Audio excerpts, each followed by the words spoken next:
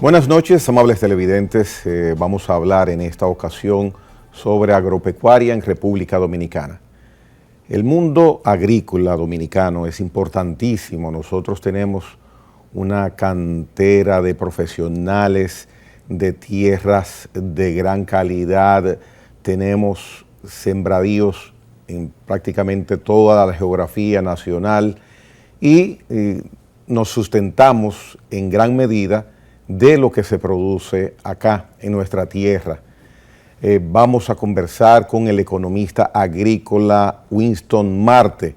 Vamos a pasar revista dentro del criterio que él tiene sobre lo que sucede en estos momentos en la agropecuaria dominicana. Y para iniciar, Winston, darte las gracias por estar en la hora 22 y preguntarte, el sector agrícola en República Dominicana, sobre todo la parte rectora, la parte formal, estatal, ¿cómo lo puedes catalogar en estos momentos? Muy buenas noches, gracias don Gregory por invitarme a su programa La Hora 22. Es un placer estar aquí con usted y con todos los televidentes del país.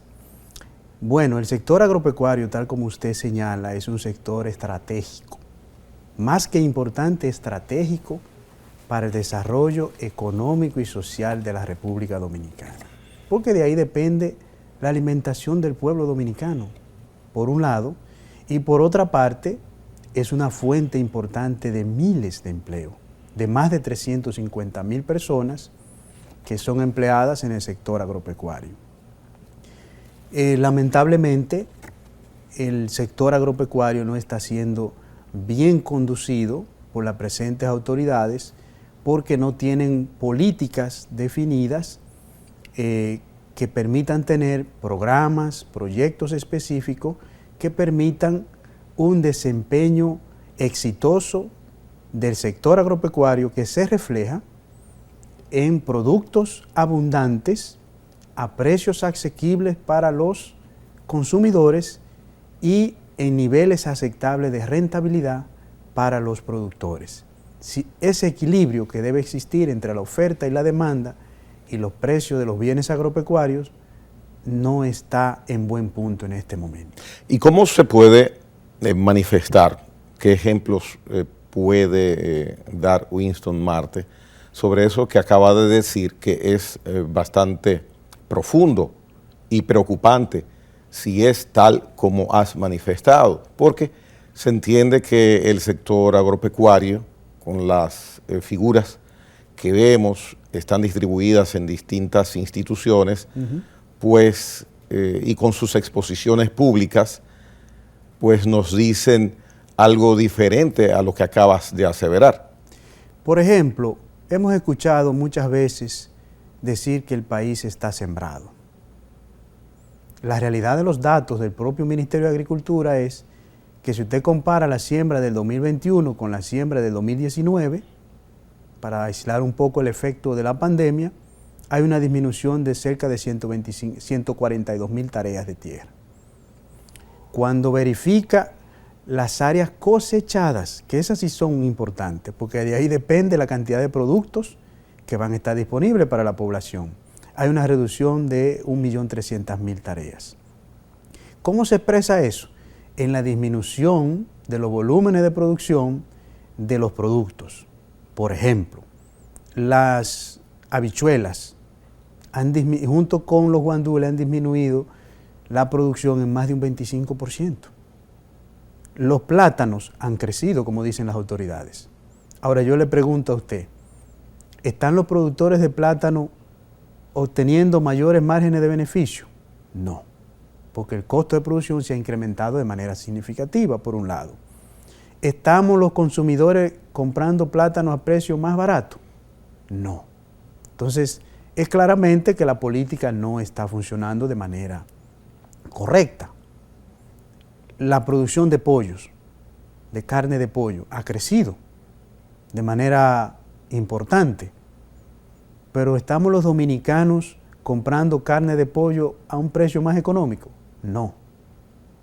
Hace 2 años el precio de una libra de pollo se cotizaba cerca de los 50, 55 pesos. Hoy, en los lugares más económicos, está a 80. ¿Y qué es lo que está pasando? Y hagamos un stop reglamentario con ese renglón del pollo. ¿Qué es lo que está pasando? Porque informaciones que se conocen, que se dominan, que llegan a uno, hablan de que los productores tienen un manejo con la comercialización, sobre todo con el precio que ellos tienen en granja y el mecanismo, un mecanismo aparentemente nuevo que ha surgido, de ellos entregar a un primer comprador, que sin embargo aparentemente es el mismo productor, y entonces cuando llega aquí, yo lo voy a comprar, tú lo vas a comprar, tenemos lo que tú mencionas, un precio alto. Tengo entendido que hay una importación por parte del gobierno. Correcto. De alrededor de 1 millón de pollos para tratar de contrarrestar esos sobreprecios que tiene esta carne. Al conocimiento de Winston Marte, ¿cuál es la realidad en el precio junto con la producción que dices que es buena del pollo y sin embargo el precio está allá arriba? En principio hubo fallas de planificación de la producción de pollo y eso interrumpió un poco el ciclo de producción. ¿Quién planifica la producción? La producción se planifica los productores de pollo, asociado en la ADA, que es la Asociación Dominicana de Avicultura, con las autoridades del Ministerio de Agricultura. Número 1. ¿Y ese mecanismo funciona de la coordinación de las autoridades del ministerio con los productores? Sí, es el mecanismo ideal para tener una buena planificación. En todo momento, a través del tiempo, se utiliza este mecanismo. Es el mecanismo que históricamente ha funcionado y que ha permitido tener un equilibrio entre la oferta de pollo y la demanda de pollo del mercado. Entonces, dices que se ha roto esa eficiencia. ¿Cómo y por qué y cuándo se ha roto? Eso en principio cuando llegaron estas autoridades fue afectado. ¿Por qué? Entonces, bueno, porque no se entendía bien ese mecanismo de coordinación y de planificación que ha funcionado históricamente. Entonces, eso afectó los volúmenes de producción en principio. Pero un momentito, Winston.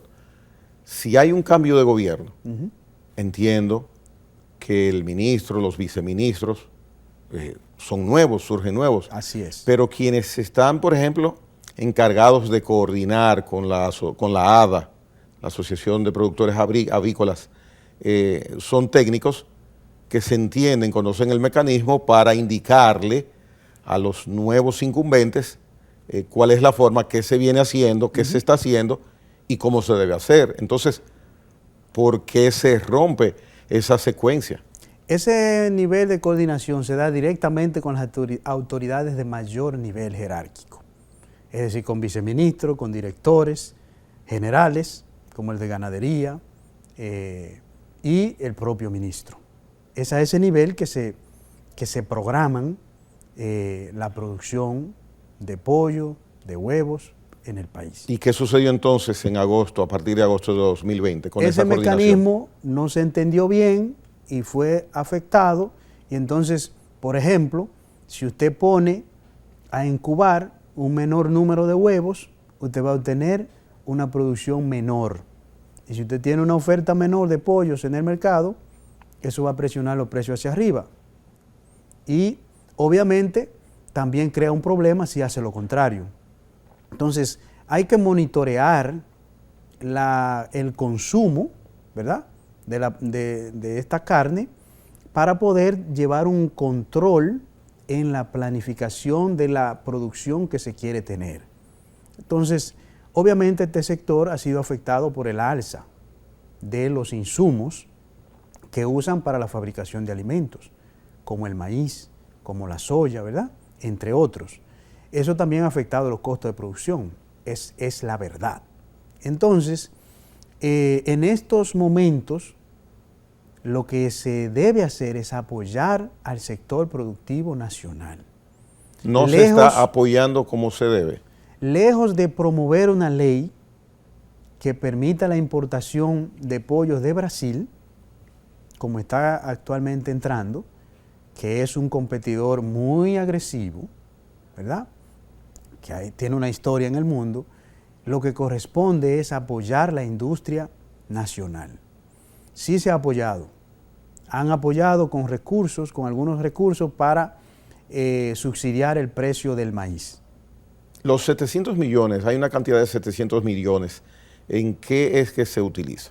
Precisamente en eso, para apoyar un poco en tratar de contener el alza de los precios del maíz. Pero no ha dado resultado porque el precio sigue arriba. Es que, para que tengamos una idea, el país importa aproximadamente 32 millones de quintales de maíz al año, 1.5 millones de toneladas. El 60-70% de todo ese maíz lo consume la industria avícola, es decir, la producción de pollos y huevos. Lo demás va para los porcicultores y otros renglones. Y algo en la ganadería. Yeah. Entonces, 700 millones de pesos, cuando usted lo compara con la importación de 380 millones de dólares que representa la importación de maíz, estamos hablando de una suma ínfima. Entonces, obviamente que él no va a poder contener el efecto. Y entonces, ¿por qué se determina y se toma la decisión de decir, bueno, vamos a usar estos 700 millones pensando que va a resolverse? ¿Cómo es que se hace ese cálculo? Que no sé, pero vuelvo a resultados. El precio del pollo está arriba. Sigue subiendo. Y volvemos al elemento principal. ¿Cuál es el elemento principal? Es que se deben analizar los temas. Yeah. Se debe planificar. O sea que esos 700 millones en nada se puede decir podrán variar la tendencia del precio del pollo. Esos 700 millones de pesos era para usarse, son para usarse en mayo, junio y julio. Entramos a julio. La realidad es que el precio del pollo ha ido incrementándose en estos últimos 3 meses. Entonces, es claro que no está surtiendo un efecto positivo. Porque los momentos, las circunstancias actuales que vive el país y el mundo, no es para tomar una medida, es para tomar un conjunto de medidas que puedan ayudar a mitigar los costos de producción y que de esta manera entonces el precio se pueda mantener a un nivel que el pueblo lo pueda comprar. Te mencioné un aspecto de la intermediación, que ahí pueden haber 700, 1.000, 200 mil millones de pesos y no van a dar resultado nunca. La intermediación, ¿cómo está establecida? Empezando por a quien le vende, el productor, sí, que es clave a quien él le vende, y para que pueda mantenerse un control con el precio. ¿Está la ADA en ese aspecto cumpliendo con un rol que pueda ayudar a contener el precio? Sí, claro que sí. ¿O hay alguna queja de tu parte de cómo la ADA maneja este aspecto? No, la ADA ha contribuido bastante. Y de hecho, los precios del pollo hoy en granja están alrededor de 45, 44 pesos, 46 pesos en granja. Y el pollo se termina vendiendo a 80 pesos mínimo. Yeah. En los lugares más cercanos. Si vamos a lugares remotos, llega a 90 y hasta 100 pesos. Entonces la ADA también tiene puestos de venta de carne de pollo, y en sus puestos, más de 100 puestos que tiene en el país, la libra se vende alrededor de 68 pesos. O sea, un precio que es verdaderamente asequible para la población. De manera que la ADA está sacrificando sus márgenes de beneficio, lo ha disminuido, y también está aportando con los puestos de pollo que tiene para que la población pueda adquirir esa proteína tan importante para el pueblo a un precio asequible. Entonces, si la intención con la determinación de invertir centenares de millones de pesos por parte del gobierno para subvencionar el costo del maíz no ha dado resultado, pero se ve que hay intención, ¿qué sugerencia o qué propone Winston podría hacerse por parte del gobierno, si es el gobierno el que puede hacer algo en esta situación del precio del pollo? Sí, antes lo hemos dicho, desde el inicio de esta crisis internacional que se ha agudizado con la guerra entre Rusia y Ucrania, nosotros sugerimos humildemente de que aquí se emprendiera un gran proyecto de siembra de maíz y sorgo en todo el país, en las zonas productivas que tiene este país. Por ejemplo, en San Juan, que es la provincia que más maíz produce en el país, Azua, el Valle de Azua también, Puerto Plata, Barahona, Oviedo, los llanos de San Pedro de Macorís, hay muchas, la línea noroeste, por supuesto. Entonces, aquí sí el gobierno y el país podía tener control de parte de los costos de producción del maíz y del sorgo, que también se puede usar en la formulación de los alimentos, concentrado para la avicultura, y eso sí permitía tener un maíz de mejor calidad que el importado en muchos casos y a un precio más asequible. Pero aquí, Winston, hemos tenido anteriormente, a través de los años, en el pasado, situaciones con los commodities, Sí. de precios y hasta de producción por situaciones que como ahora estamos viviendo. Sin embargo, ningún gobierno hizo un intento concreto de viabilizar esa idea que propones. Entonces, ¿por qué no se ha logrado nunca de manera concreta y cómo, si hay posibilidad técnica de eficiencia? Sí. Porque nada vale que sembramos si lo que tenemos es una recolección mínima por tarea. ¿Por qué podría hacerse ahora? Primero, porque hay materiales híbridos de maíz de alto rendimiento probados en el país que te pueden producir entre 10, 12 quintales de maíz por tarea. Eso es lo que internacionalmente los productores cabeza logran, ¿verdad? Pueden producir más, producen entre 14, 16, hasta 18 quintales, pero ya con otros tipos de híbrido de maíz. Pero aquí en las condiciones del país, en San Juan y en otras zonas del país, se ha demostrado la factibilidad técnica, y ahora bajo los precios actuales que hay, también hay factibilidad económica para producir esto. Además, hay que tomar en cuenta que esto generaría una dinámica muy positiva en las zonas rurales del país. ¿Y el gobierno podría haber ponderado esta idea? Lo ha anunciado. ¿O esta posibilidad? El presidente incluso lo anunció. ¿Pero no de cuántas tareas? Hablaron de sembrar 300.000 tareas. Yo recomiendo que se siembre 1 millón de tareas, que las hay. Si usted siembra 1 millón de tareas, puede producir en promedio 8 quintales por tarea. Estamos hablando de 8 millones de quintales. 8 millones de quintales de maíz versus 32 millones de quintales, estamos hablando del 20% mínimo. El 20% de 380 millones, estamos hablando de cerca de 100 millones de dólares que circularían en la República Dominicana, generando empleo, generando riqueza, y un maíz, una materia prima que estaría aquí, que no hay que depender de un barco para importarla.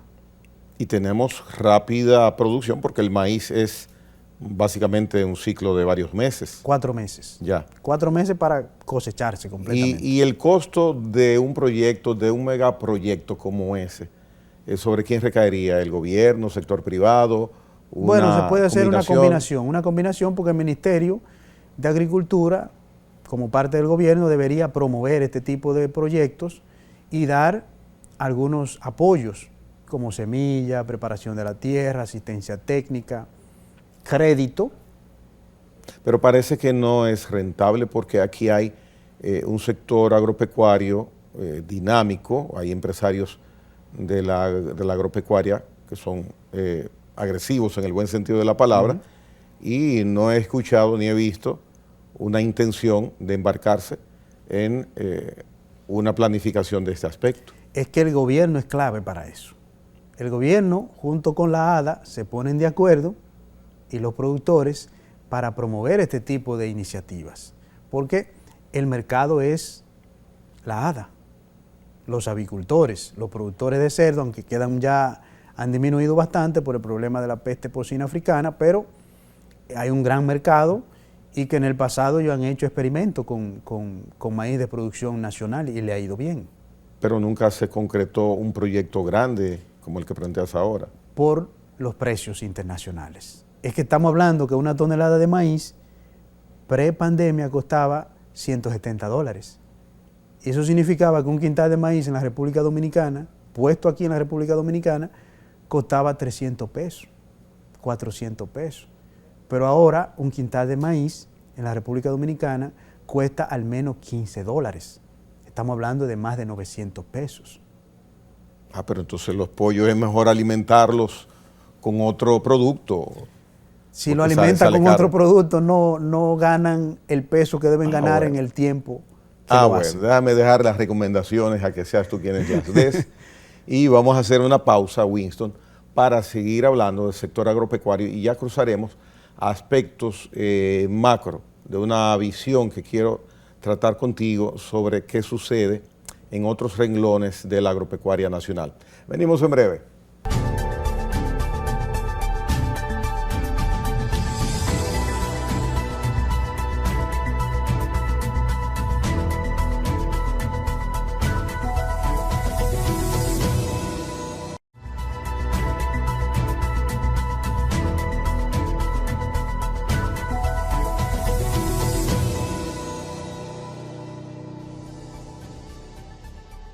Bien, continuamos el conversatorio sobre agropecuaria en República Dominicana con el economista agrícola Winston Marte. Tenemos un gobierno relativamente nuevo, pero que también al mismo tiempo ya es adulto. Sí. ¿Qué ha habido de novedad en el área agropecuaria de esta gestión gubernamental? Bueno, yo creo que algo nuevo fue los 5.000 millones de pesos que colocaron a tasa cero en el Banco Agrícola. Esa fue algo nuevo para el sector agropecuario. Después no he visto ningún otro elemento de importancia, de relevancia en el sector que haya sido nuevo. Y esa parte que ha llevado a cabo Bagrícola con esos préstamos, ¿ha tenido una respuesta, un resultado concreto que se pueda mencionar o no? Bueno, yo creo que le faltó orientación a esos recursos. Si yo hubiese tenido la oportunidad de colocar 5.000 millones de pesos a tasa cero en el Banco Agrícola, yo lo hubiese dirigido principalmente para la introducción de tecnologías en la agricultura. Es decir, para la instalación de sistemas de riego por goteo, en la producción de banano, que es un renglón de exportación, para la producción de plátano, para la producción de hortalizas, de frutales como el mango, como aguacate y vegetales, por supuesto. Pero mango, hortalizas, aguacates, son renglones de los que uno tiene la presunción ¿hay buena producción o no? Las hortalizas no han estado produciéndose bien ahora, en los últimos tiempos. De hecho, ese es un renglón que su producción ha bajado de manera importante, tanto las áreas cosechadas como la producción total. Para que tengamos una idea, en el año 2021, cerca de 100.000 tareas menos cosechadas que en el 2019. Y eso significa que bajó la producción en cerca de 2 millones de quintales. Pero eso es una Las cifra hortalizas. alta. ¿Y qué justifica esa reducción? Bueno, es que en principio algunas autoridades del sector agropecuario llevaron cierta incertidumbre al sector. Por ejemplo, en el IAD comenzaron a quitar algunas maquinarias a los productores, camiones, equipos, etc. Hubo un descontrol con las importaciones y también eso llevó incertidumbre al sector y recordamos que algunos productores hasta botaban productos. Entonces, al siguiente ciclo, sembraron menos. Al sembrar menos, menos área cosechada, menos producción. Y el resultado es que un ají cubanela, por ejemplo, que la libra costaba 15 pesos, y cuesta 35, 40 pesos. Una berenjena que costaba 10, 12 pesos, la libra hoy cuesta más de 25. La tallota, algo muy simple y común, su producción ha bajado muy significativamente y por eso hoy una tallota cuesta más de 20 pesos, cuando eso costaba 8 pesos. Y así con otros vegetales. Los tomates también han subido de precio. Y eso se debe a coordinación inadecuada. Políticas de planificación y de apoyo inadecuadas. Lo menciono por lo que ya previamente Sí.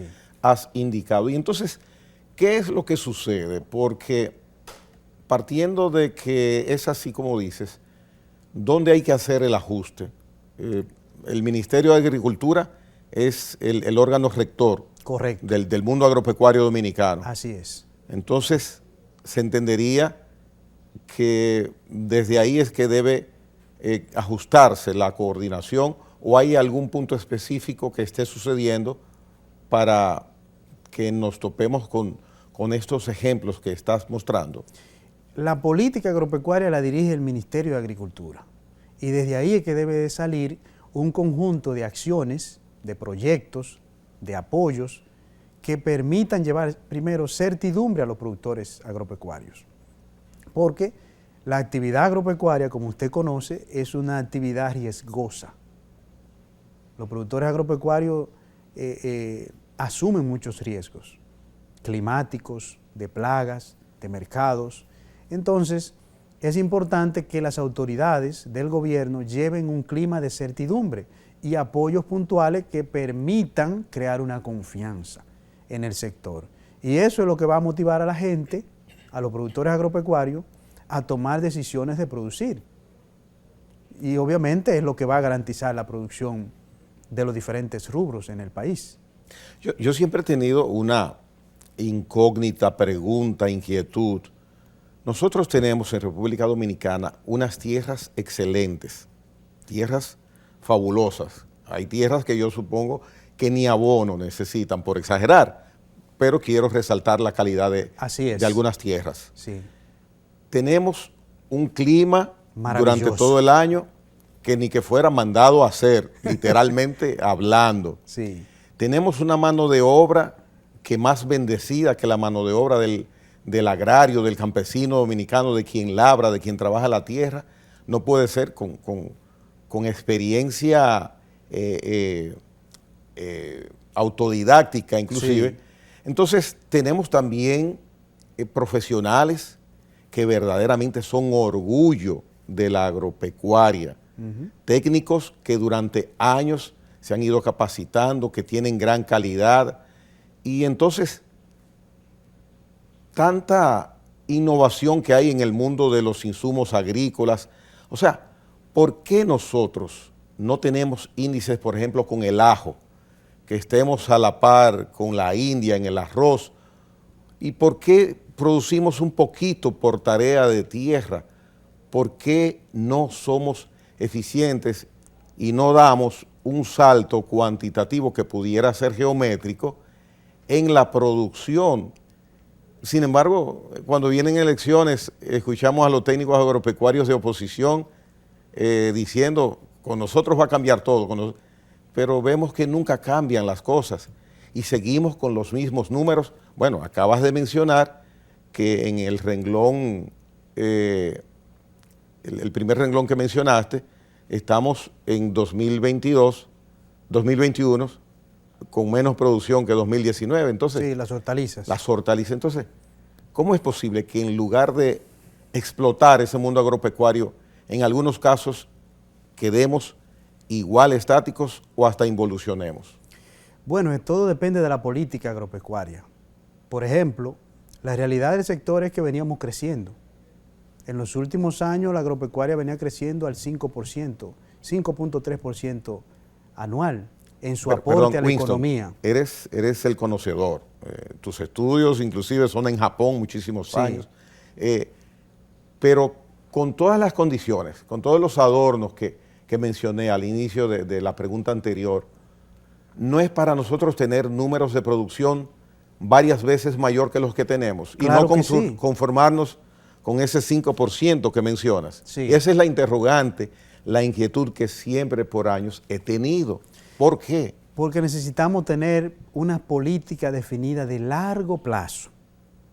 Tal como usted dice, este es un país privilegiado, con un clima espectacular que nos permite producir los 365 días del año. que podemos producir desde caña de azúcar, desde arroz, desde tomates, hasta ajo, hasta papa. O sea, de un clima cálido, completamente cálido, a un clima no tan cálido en la parte alta de las montañas, de los valles que tenemos, ¿no? Entonces, ¿qué necesitamos? Tener políticas de crédito, ¿verdad? Principalmente de mejoramiento genético de las diferentes variedades, de los rubros importantes del país. Necesitamos tener políticas claras de fomento e introducción de tecnologías e innovaciones. Hay que diseñar una política nueva de aplicación de la tecnología de la agricultura 4.0, de la agricultura de precisión, que son los elementos que están moviendo la agricultura en el mundo. Entonces, aquí estamos, tal como usted decía, que cuando viene un gobierno nuevo, entiende que todo lo que estaba ocurriendo estaba mal. Y no necesariamente es así. Pero siempre ha sido así. Lamentablemente. Entonces, aquí hay que tener, por ejemplo, políticas de largo plazo en el mejoramiento genético. Y voy a mencionarle un caso del arroz. En el año 2014, el Ministerio de Agricultura contrató al doctor Federico Cuevas, que en paz descanse, uno de los mejores 5 fitomejoradores de arroz del mundo.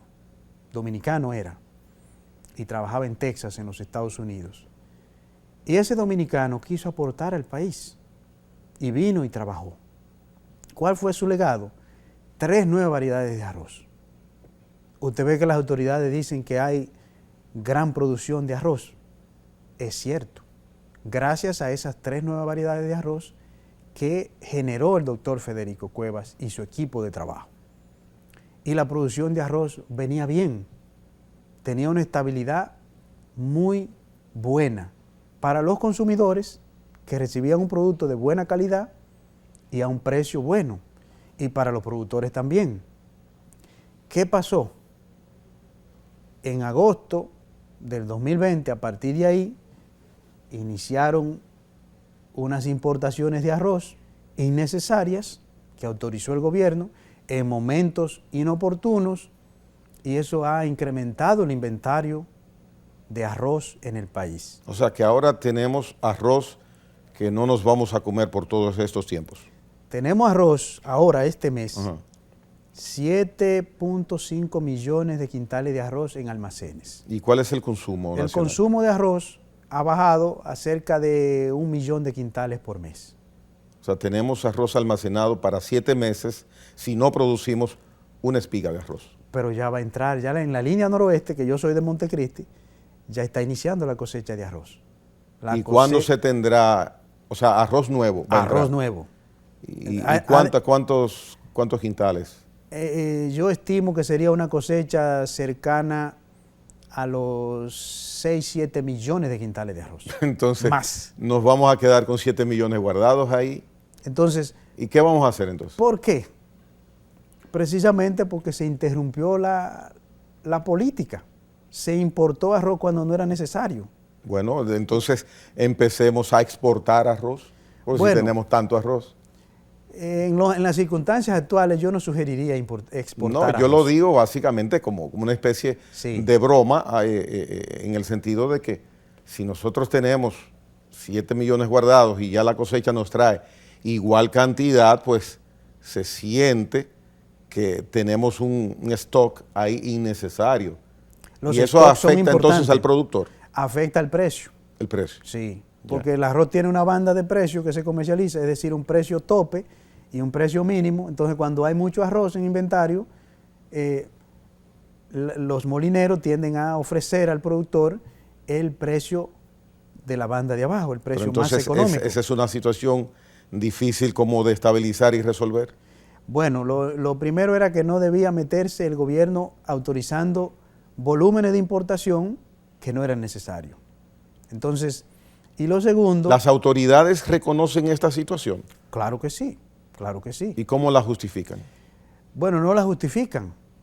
Lo que han tratado es de tomar algunas medidas. Por ejemplo, el gobierno, por esa situación, para que el productor pudiera recibir un precio mínimamente aceptable, para que algunos productores pudieran ganar, tuvo que disponer de 450 millones de pesos. Y esos pagos a los productores han sido muy lentos. Es el caso que algunos de la línea noroeste que han podido cobrar ese otro aporte del gobierno para completar el precio final de la fanega de arroz, cosa que no se hacía antes.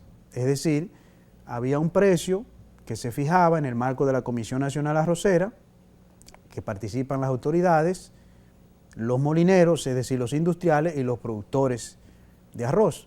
Ahí acordaban unos precios que permitían unos márgenes de beneficio para todos los actores de la cadena de comercialización. Entonces, como ese mecanismo también sufrió, como hablábamos en el caso del pollo, el resultado ha sido que muchos productores que han visto incrementar su costo de producción en más de un 30%, el incremento que recibieron en la fanega de arroz es apenas de un 5%. Entonces no compara. Yeah. Y el consumidor, nosotros lo sabemos, que aunque el arroz no es un producto que de lo que más ha subido su precio, se ha incrementado en más de 5 pesos por libra. Entonces, por eso es importante que las políticas que están funcionando bien hay que mantenerlas, mejorarlas y fortalecerlas, pero no interrumpirlas. Bien, hay un aspecto dentro de rubros, el ajo, que se mencionó tanto, se hizo tan famoso, las importaciones de ajo, los privilegios que se mencionaba había para determinados importadores de ajo. El ajo bajó de precio a como se conseguía anteriormente, y entonces tomo como referencia el gobierno anterior, sin que tenga que esto de mi parte que ver con política, pero haciendo comparaciones. El precio del ajo está estable. ¿Y cuál es la situación del ajo? El precio del ajo ha bajado significativamente. Anteriormente se cotizaba en cerca de 250 pesos una libra, hoy día está cerca de 130 pesos la libra. Había una producción mejor antes en el Valle de Constanza, es decir, se sembraban alrededor de 4.000 tareas, hoy esas siembras han sido disminuidas, con lo cual se va a seguir importando más ajo, porque lamentablemente en el país somos poco competitivos en la producción de ajo. No hay manera, tú que tienes estudios internacionales, que en el último segmento quiero que tu experiencia nos las compartas un poco. No hay manera con el ajo de hacer algún ajuste, por lo que yo mencionaba, que tenemos técnicos, tenemos tierra, tenemos clima, etcétera. Siempre es posible. Como investigador yo no puedo cerrar ninguna posibilidad. ¿O República Dominicana no es para que pensemos en que vamos a ser eficientes con el ajo? Creo que no, creo que no. ¿Y por qué hay tantos productores de ajo? No hay tantos. En Constanza, que es donde más se produce, los productores de ajo venían haciendo una transición desde el ajo hacia la papa y hacia la zanahoria. Y por eso el país ya era autosuficiente en producción de papa. Es decir, producía alrededor de 1.900.000 quintales de papa por año y el consumo está alrededor de 1.200.000 quintales, o sea que prácticamente autosuficiente en la producción de papa, ¿verdad? Entonces, el ajo que se puede producir aquí en el país es un ajo, digamos, para un nicho de mercado específico, porque tiene un sabor muy bueno, muy rico, que nos gusta a nosotros los dominicanos, el ajo de producción nacional comparado con el ajo importado desde China. Entonces, sí hay posibilidad para mejorar el nivel tecnológico, mejorar la productividad, es decir, la cantidad de quintales por tarea, con aplicación de tecnologías, pero para el mercado dominicano. En las condiciones actuales, importar ajo desde China va a resultar siempre ser más barato que el ajo de producción nacional. En el caso de la eficiencia y la producción para exportación utilizando invernaderos, ¿los invernaderos nos servirían solamente para exportar o pudiera ser una alternativa para mejorar la producción nacional? ¿Y por qué al mismo tiempo, tres preguntas en una, por qué se han quedado rezagados las implementaciones de proyectos de invernadero a como se pensaba, íbamos nosotros en el siglo XXI a tener un invernadero en cada esquina. Esa parte vamos a dejarla para desarrollarla, Winston, después de la pausa comercial. Con los invernaderos después de la pausa.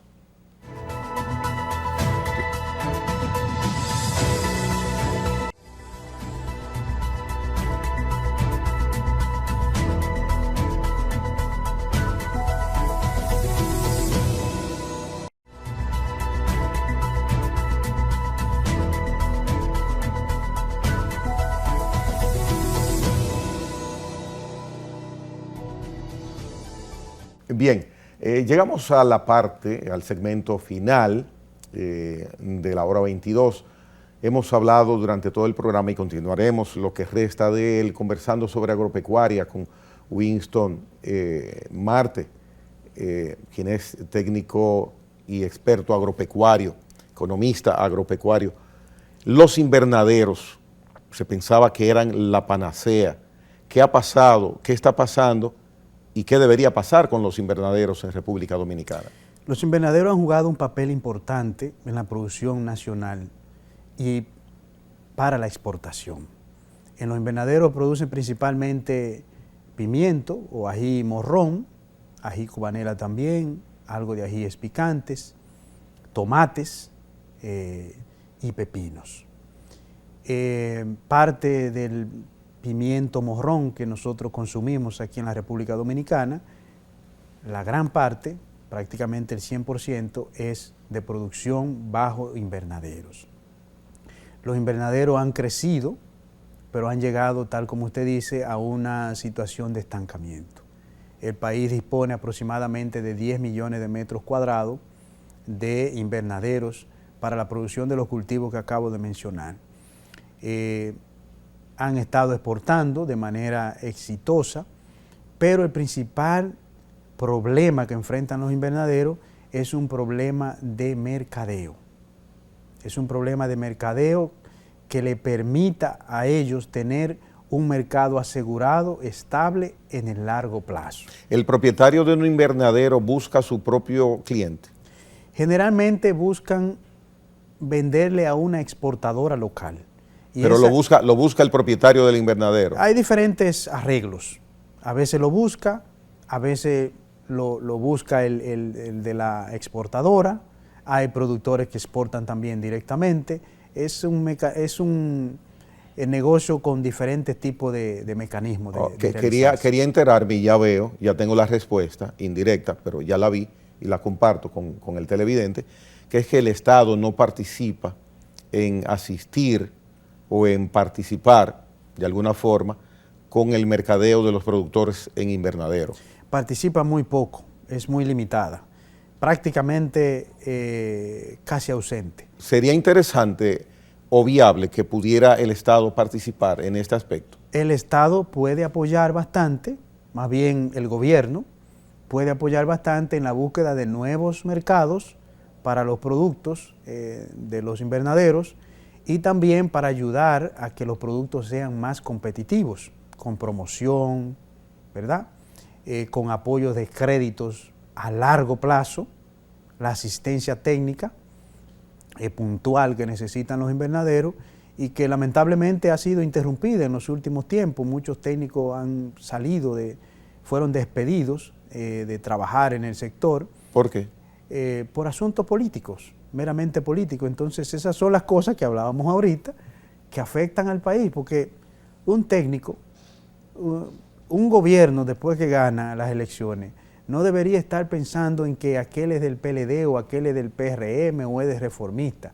Es un técnico que está dispuesto a servirle al país. Pero son de las cosas, es lo que hay que valorar. Son de las cosas que, igual dije en el segmento anterior, claro, siempre sucede así. No hay forma que cambie un gobierno que no suceda eso mismo. Lamentablemente. Es penoso decirlo, pero es una gran realidad. Nos quedan unos 6, 7 minutos y estuviste estudiando algunos alrededor de 6 años. Sí, correcto. En Japón. ¿Qué es Japón en el mundo agropecuario? ¿Qué novedad hay distinto a nosotros? ¿Cuál fue tu experiencia en sentido resumido y qué capacitación recibiste allá? Bueno, vamos a comenzar por lo último. Yo recibí una formación, primero aprender el idioma japonés, luego realizar estudios de maestría en economía agrícola y también de doctorado en economía agrícola. Japón es un gran país en todo el sentido de la palabra.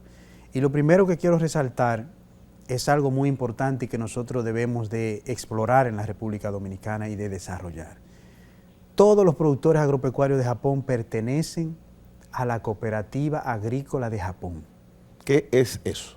Que es una cooperativa agrícola que agrupa los más de 3 millones de agricultores que tiene Japón, desde el punto más extremo hasta Tokio. Y viceversa. ¿Es privada o es estatal esa cooperativa? Es privada, es de los productores. Ya. Se llaman, en Japón le dicen JA, que significa Japan Agriculture. Esa cooperativa es tan fuerte que tiene el tercer banco de Japón más importante, más grande, es de la Cooperativa Agrícola de los Productores Agropecuarios de Japón. Y eso permite que un pequeño productor de media hectárea, de 8 tareas, que produzca pepino, que produzca melón, que produzca tomates, que produzca arroz, pueda vender su producto en el mercado de mayor valor, porque la cooperativa se encarga de recibirlo, clasificarlo, empacarlo y transportarlo hasta el mercado que corresponda llevar ese producto. O sea, son eficientes en esa parte del mercadeo. Y obviamente en la producción, porque Japón es un país altamente tecnificado. ¿Qué produce el agro japonés? Japón produce arroz, mucho arroz, porque es su principal alimento, el arroz. Produce bastante trigo, aunque no es autosuficiente en trigo. Produce soya también, produce cebada, hortalizas de todo tipo, es decir, todo lo que es tomate, ají, berenjena, pepino, lechuga, brócoli, coliflor, vainitas, todo, papa, bastante batata, ganadería, y produce obviamente la mejor carne del mundo, Kobe beef, que es la carne más cara del mundo, pero también es la más sabrosa, del mundo. Entonces, Japón tiene todas las infraestructuras rurales desarrolladas. En la producción, en la eficiencia por tarea, vamos a decirlo así, de los distintos renglones que mencionaste, arroz, vainitas, legumbres, ¿son más eficientes que Sí, República Dominicana? Claro. Por ejemplo, en arroz, nosotros aquí la producción es más o menos de 3.500 kilos por hectárea, es decir, 3.5 toneladas por hectárea. Japón está cerca de 12. De 12 toneladas por hectárea. ¿Y cuál es la diferencia? ¿El clima, el agua? ¿Cuál es la diferencia? La diferencia es el nivel tecnológico. Por ejemplo, tienen variedades de altísima productividad, siembran mecanizado, es decir, que las plantas quedan a la distancia que deben quedar, semilla de extrema calidad, o sea, una serie de parámetros, asistencia técnica, crédito, toda la tecnología está disponible para los agricultores. El gobierno, para que usted tenga una idea, cuando un productor de arroz o de fresa o de tomate o de invernaderos va a adquirir una nueva tecnología, como están organizados, le aporta más del 40% del costo de la tecnología para que esa cooperativa de productores pueda introducir la tecnología. O sea, hay apoyos estatales, gubernamentales muy importantes que garantizan la introducción de la tecnología y esto a su vez un incremento en el nivel productivo y en la eficiencia productiva. Japón es un gran país, es una potencia tecnológica, aunque no tiene el nivel de autosuficiencia alimentaria que tenemos nosotros, que aquí sobrepasa el 80%, en Japón es apenas del 40%, pero es un país que de lo que más interés le pone a la producción de alimentos, porque ellos sí están bien conscientes y bien claros de la importancia que significa producir su propio alimento en su país, en su territorio, porque eso es garantía de disponer de ello en cualquier circunstancia. Has mencionado la tecnificación. República Dominicana la siembra, por ejemplo, de arroz está mecanizada? ¿En qué porcentaje estamos caminando a eso? ¿Cuál es la realidad? Hay ejemplos importantes, pero todavía estamos muy tímidos en ese sentido. Para que tengamos una idea, en Japón usan aproximadamente entre 5 y 6 libras por tarea de semilla de arroz. Aquí usamos, los productores que menos usan 12 libras por tarea de semilla, estamos más del doble. Y los productores tradicionales usan 20, 22 libras por tarea de semilla, entre comillas. Entonces ya usted sabe que usted no sabe lo que está llevando al campo. Por eso es que es importante el usar la tecnología correcta, porque eso permite tener altos niveles de eficiencia productiva. Bien, llegamos ya, Winston, al final del programa. Interesante tu participación. Me gustaría que te despidas en japonés, aunque no sepa lo que me dices. ¿Cómo te despedirías de aquí del programa? Bueno, Gregory-san, domo arigatou gozaimashita. Bueno, señores, exactamente, gracias a ti. Muchas también. Gracias. Y Winston ha estado con nosotros hoy, Winston Marte, quien es un experto en tecnología agrícola, economista agropecuario, por tus importantes, tu interesante exposición que has hecho acá en esta noche. Y ojalá que nuestro sector agropecuario pues pueda avanzar sin color de bandera, sin color de partido, que avancemos, porque creo que esta tierra, literalmente hablando, se lo merece, que tengamos una mejor agropecuaria en República Dominicana. Señores, hasta la próxima en la hora 22.